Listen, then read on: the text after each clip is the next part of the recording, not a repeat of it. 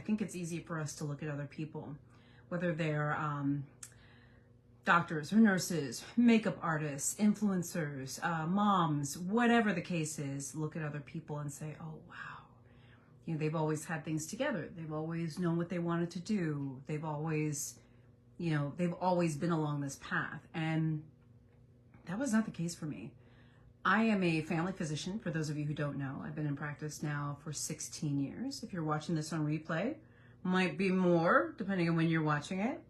But I'll be honest with you, I actually never thought that I would be if you told me like 16 years ago that I would be celebrating my almost 16-year anniversary as a physician, 16 years ago, I don't think I would have believed you.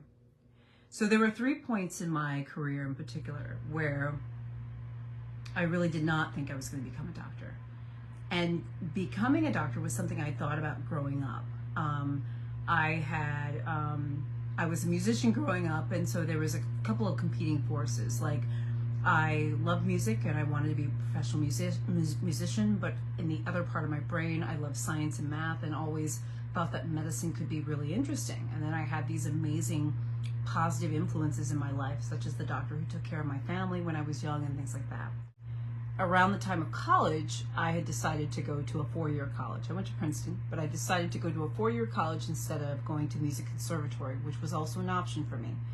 I'd gotten into music conservatories, and up to that point, that was really starting to win out, and I decided against it. That's a whole nother story in and of itself. I'm not going to go into that, but I decided on college. Fine. I'm still studying music in college, but I was an anthropology major. I was pre-med because that has been something I had been thinking about. But the thing about it is, when I was in college at Princeton, you know, some of the classes were pretty hard for me. A number of them I did really, really, really well at, science and math. But there was a couple of them that were really tough. I remember, physics almost took me down. Physics almost single-handedly took me down, okay? And I'm always honest with you guys I'm honest with you. And the reason why I'm honest about my life and I'm transparent, and some people probably look at my videos and they're like, oh my God, she said this. I think the good thing about getting older, and the good thing about, I think it's because I've done so much TV even before I did social media, I'm used to being, and then I did like the Miss America pageant, stuff like this. I spent a lot of time doing things that were actually out of my comfort zone.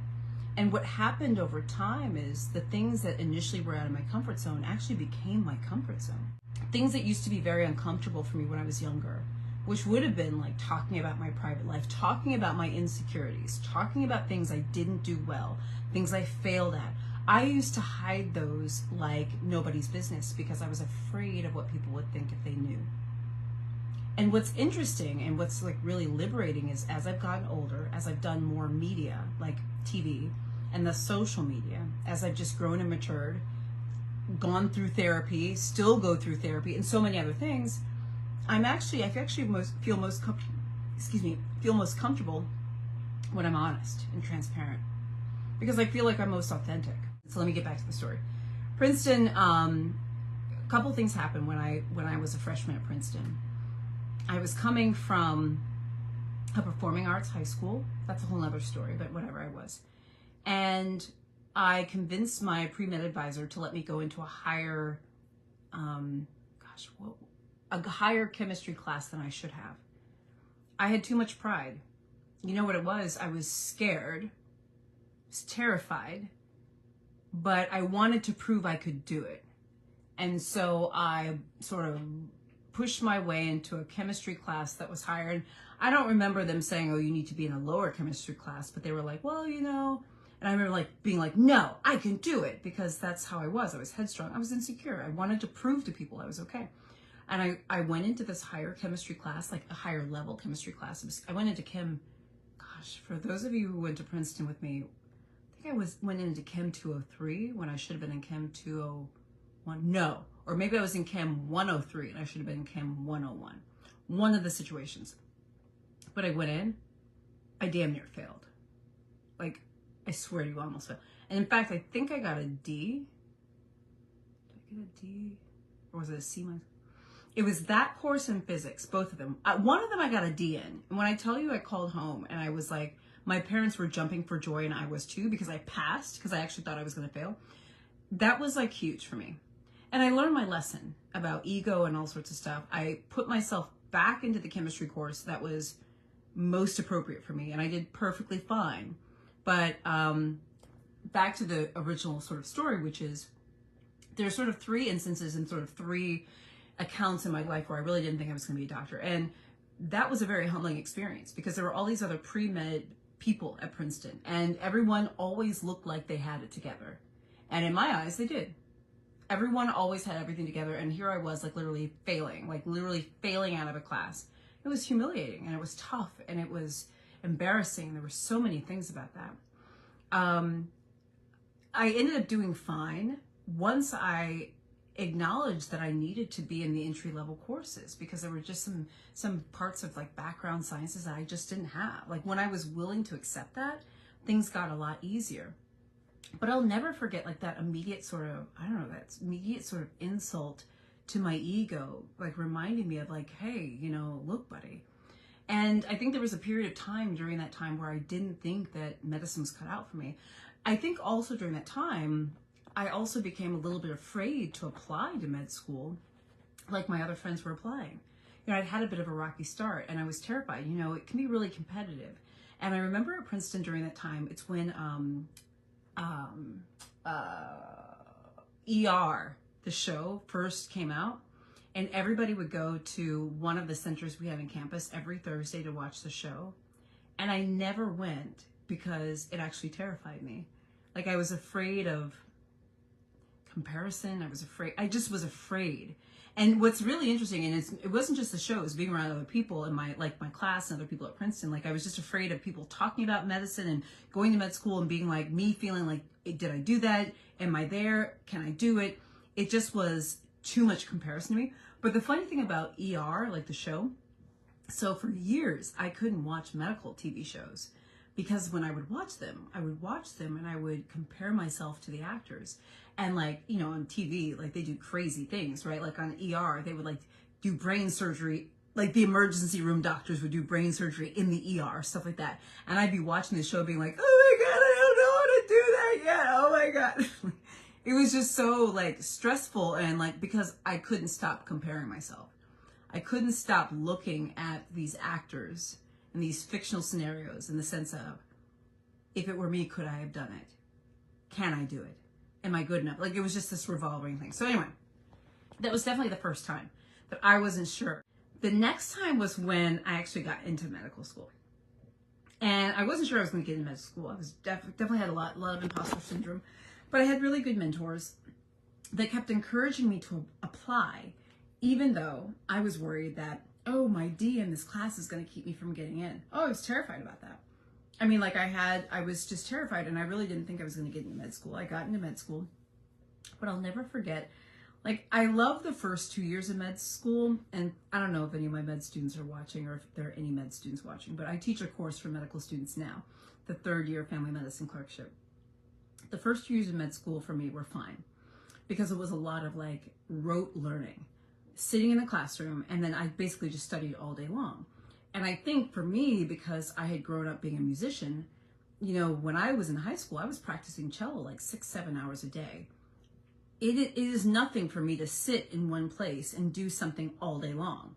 I've always been like that. It's probably why I make so many videos. It's not that I am not practicing medicine. It's just that, I mean, I don't know. I can just, I'm good with rote stuff.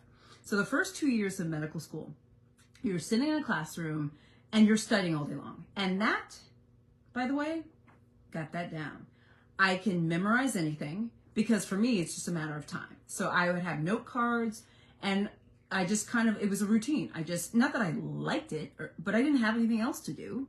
And that's just what I did. 3rd and 4th year of med school were tougher for me because we were on rotations. And it was tougher for me. It was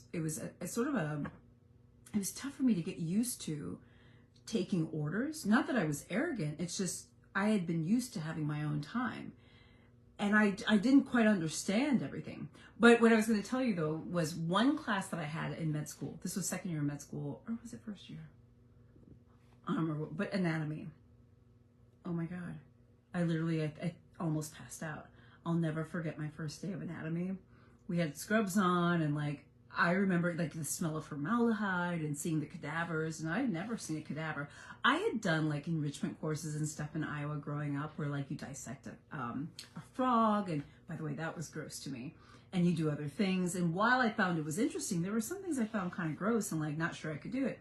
When I got to anatomy, I think I almost passed out. And I remember thinking to myself, what have I said? What did I get myself into? I guess I'm saying all of this to say, and I have one more sort of space in time where, you know, if you had said to me, oh, you'll be celebrating your 16th year as a practicing physician, I never would have believed you. But the reason why I'm saying all this is because sometimes I think we can look at other people, other situations, and assume that they have always had it all figured out. We can assume, or we assume that they've always sort of had it like laid out, everything happened, just rolled out, that they had this plan and they followed the plan and no bumps in the road. And sometimes it can look like that. And I guess I wanted to say that no, it's often not like that for a lot of people. My path was not like that at all. And I was blessed to be accepted to medical school, but the path was bumpy. And I was so insecure for so long about it. And according to many people, I should never have gotten into med school. And even when I got into med school, there were times where I was really unsure. I remember when I got to anatomy, I know it sounds like a small thing, but I really remember thinking, did I make the right decision? What did I get myself into? And to the point where, like, even on 3rd and 4th year rotations, I still wondered. I thought I'd made a mistake. I actually had started looking for jobs outside of medicine, even as a 3rd year medical student. No, nobody knew this. My professors didn't know it. My friends in med school didn't know it. I was actually interviewing for jobs, consultant jobs, other jobs outside of medicine, because I actually thought I'd made a mistake.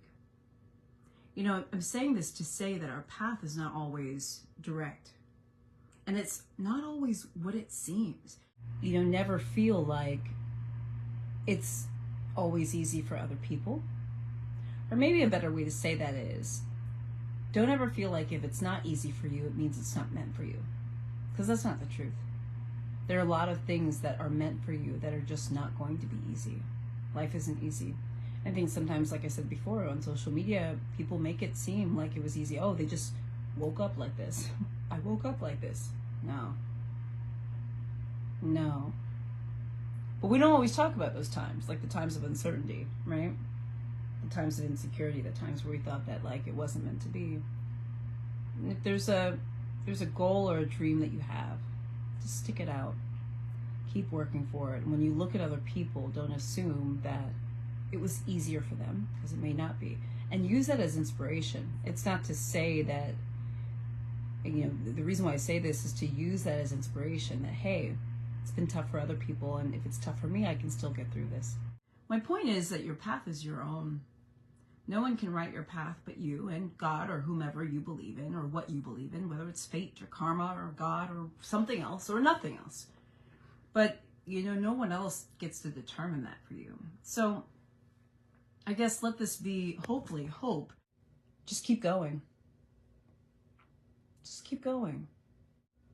I mean, there are things that are not going to go well for us. But don't let that stop you. Just keep going. And I certainly thank God for the opportunities I've had to be a physician, but I don't want you to think that it's been easy, or that there haven't been doubts or insecurities. And I don't want you to think that because, number one, it's not true, and number two, hopefully understanding the truth will inspire you in what you do. You get to chart your own path. No one else. I love you guys. You're amazing. And write a comment below. Just like wave or put your favorite emoji down below so I know you're here. Just makes me feel good. So love y'all. And